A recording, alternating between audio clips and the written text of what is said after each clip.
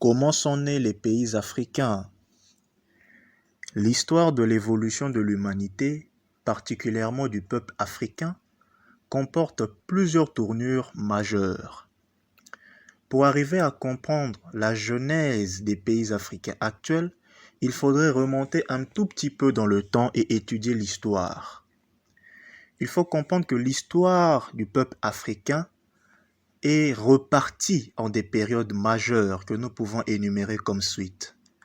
L'Antiquité pharaonique qui a laissé place à l'époque impériale et l'époque impériale qui a laissé place à une période sombre, sanglante de l'histoire africaine que l'esclavage puis la colonisation.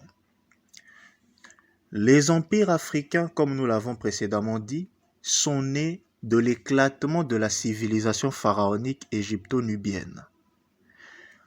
Or, les agressions multiples subies par le peuple africain ne se sont pas limitées dans l'Antiquité avec les Hyksos et tous les autres envahisseurs grecs, etc., etc.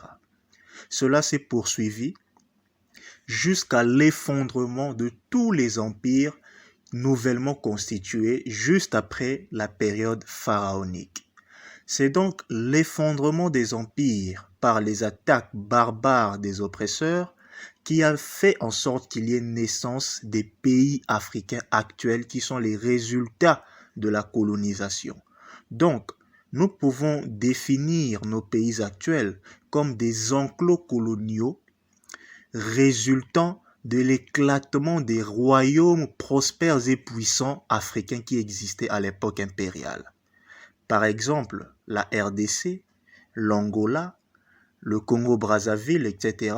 sont des enclos coloniaux nés de l'éclatement du royaume Congo, par exemple, etc., etc.